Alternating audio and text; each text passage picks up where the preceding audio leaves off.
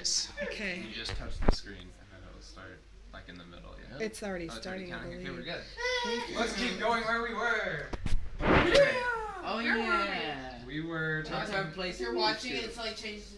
About how God has set us up just as He wants us to be. So some people do this, some people do that.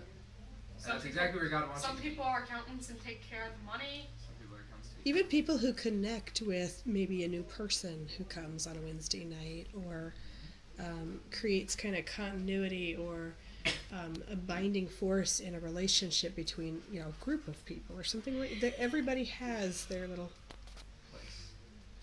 And like, it says, in fact, God has arranged the parts of the body, everyone just as He wanted them to be. Is God ever wrong? No. So if they're just as He wanted them to be, what does that mean about wherever you are? It's correct. It's where He wants you to be. Where He wants you to be, and so it's right. It's right. It's right. It can't be wrong. Where am I? It's unwrong. It's unwrong. That's not even a word. New word, unwrong. I don't know, but you can sure make new words. Double negation, right? Irregardless.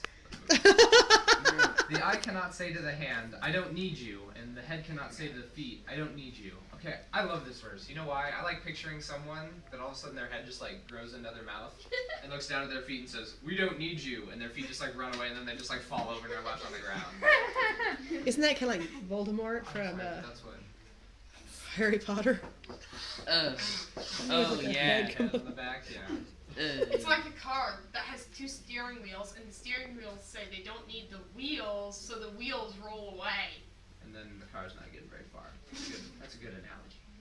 So, but anyway, you can't tell people like the drummer can't go up to the pianist and be like, "Hey, so we don't need you in worship anymore." Well, then if they keep going around and keep taking out different parts of the body, what starts happening to worship?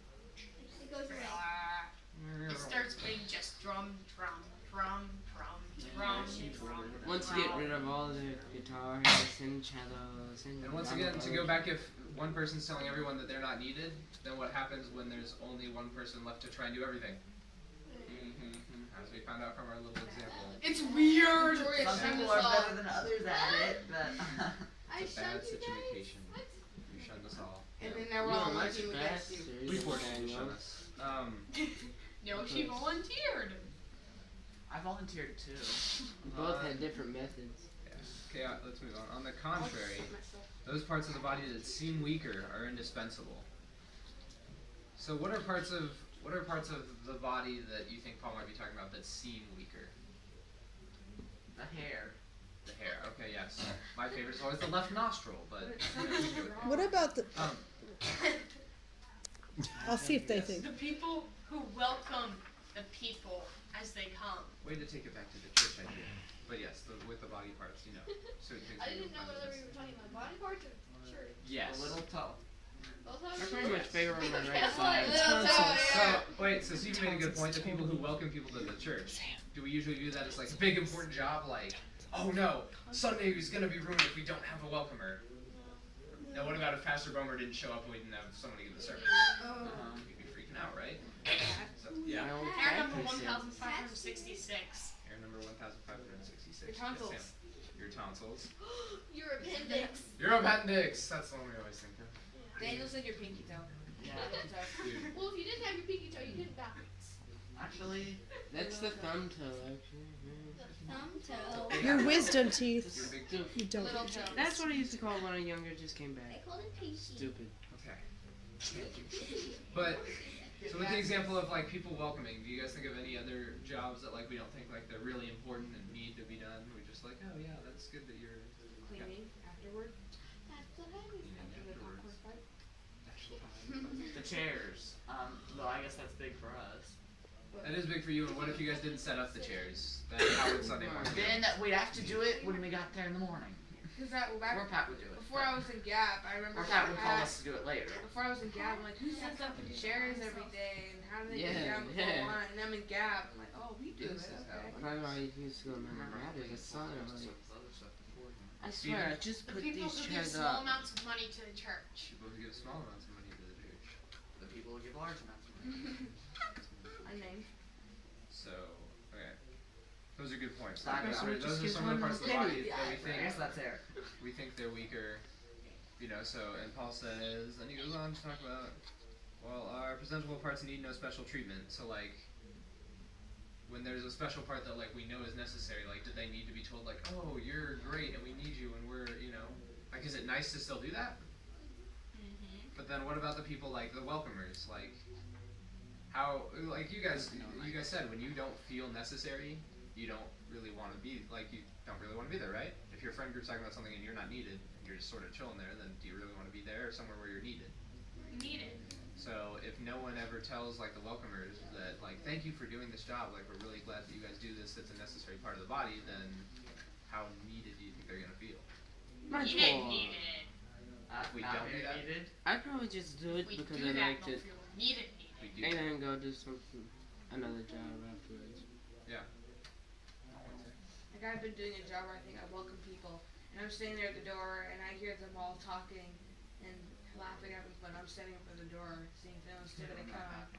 I'm just waiting, and they're all having fun, and they're like, "Why can't I go in there?" And have fun with them, and I just have to stand here by the door, and no one ever comes. Another example of one that seems weaker is the guy who makes the coffee. Really good point. I'm not sure that's necessary. Well, also But Victoria's dad and my dad would go berserk. what? Also Victoria's dad and my dad would go berserk. We didn't have our coffee. They even have to have coffee on campouts. Well, of course. How else would they? If we Due to my dad, his coffee is The bugle. Yeah. Then moving on to 25. So that there should be no division in the body, but that its parts should have equal concern for each other. If one part suffers, every part suffers. If one part is honored, every part rejoices. So, when we begin to think of the body as like one thing, like we all interact with one another, help one another, work together as a group, then what happens, like, if Pastor Bomer, like, let's just say, like, got some award for being a great pastor, okay, then who would be happy? We would all be happy, right? Because who would he rightfully say, like, helped him to be the best pastor he could be? Well, God, yes. the congregation Jeez. is what you're looking for. What if he didn't? When it said one person would be honored everyone else, I was thinking of happy birthday. Yes! Happy One birthday. person's honored, everyone else rejoices with them. Everyone You else. win. But I mean, if we were actually being the body, then when part of the body, like, does really good, then everyone is happy about it, right? Now what about if we were really connected, really good at being the body together, and then something really bad happened to someone, how would we all feel? Sorry. Well, Oh, then it's like, sad, the right? drummer had to go off to college, and we didn't have a drummer during worship. Everyone else. We're done on this then. So somebody else knows how to do the drums. Sure. But is it ever Zane again? no. Nah. Maybe. Unless he comes back. Well, Maybe the good point. yeah, we need to keep him there for a while. I can learn drums. But so it's still sad, right? If Yeah. something happens to some part of the body, or we lose some part of our body. It would be terrible. And Oh, it really would. you are the body, and each one of you is part of it. So just for the record, each one of you is part of it. You are necessary to me, because you are. You really are. I do. And then the church God has appointed first of all apostles, second prophets, third teachers, then miracle workers, all of those gifts of healing, and those are able to help others, those with gifts of administration, and those speaking in different kinds of tongues. Are all apostles? Are all prophets? All teachers? So going back to the all point, is everyone supposed to be this? Is all that? No. Is Um, everyone supposed to be an eye? Not everyone is supposed to be nine. Everyone is not What if supposed the to be a car- drummer and an accountant. What if the car only had wheels? Car. It would be a Then it car. wouldn't be a car. That would be It weird. would be a random pile of wheels. Exactly. There we go. He's got a good point. What if the Okay. car was only scrap metal? Then it would just be metal. Okay, wait. Somebody read verse 31 for me. This verse confused me. I'm just gonna be honest. And I need you guys' help. Yeah, Victoria. 31. But eagerly desire the greater gifts. Just deep down, each of us really want to be in the higher class. But there's no classes. We just talked about how like everyone's even, everyone's needed. What's Paul doing? Paul, you just wrote all of. What are you doing? He's bothering people. Right? He actually probably does have a great point here, but I want to know if you guys. mean, didn't he just say like there's no greater gifts? He said that they're all equal, they're all needed, they're all part of the body. We'll work together as a body to get greater gifts. Maybe. We should all work together to make our gifts greater. All of our gifts greater. That's a good point. I like that one. Anyone else? Maybe he's thinking like how like what's it called? Like most of the congregation thinks one gift is not needed in the church, so we should honor that gift more. He's saying we should honor it more, like a bigger percentage thinks that. Okay. Yeah. You don't have any other ideas of what the heck Paul's talking about? Let's see if my notes have anything handy. Notes. Using the notes. Notes. Pat, Cheat oh, Bible. Victoria. I have something to say No, because no, Paul, no. I don't think is really correct on sometimes because 1 Corinthians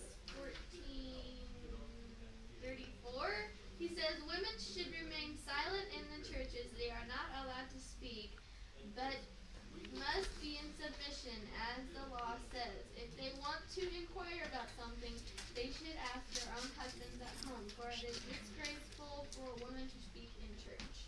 Okay. If you want to bring up that whole discussion, we can do that another time. Because there's a lot more behind that than just. Saying there's Your low memory's phone going space.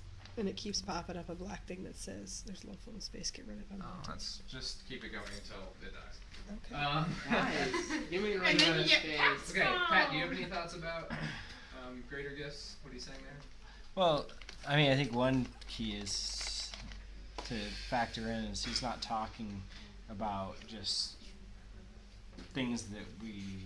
I mean, he's not talking about just preacher versus coffee maker. He's talking about spiritual gifts too, and so we have to think in line with that, and rather than I think some of the other trails we can go on. There we go. That's a great point. And that was what, when I was looking up trying to figure out what 31 was talking about, it talked about how, if you guys look before where we started, Paul was talking about spiritual gifts. And so one of the points that someone made that for what they thought Paul could be talking about is desire the greater gifts, spiritual gifts that like benefit others, you know, like that really benefit the church. So hope that whatever gifts you have, you can work on them to make them the greatest gift they can be for the church. So the point Stephen made. So that's what I thought. Steven! So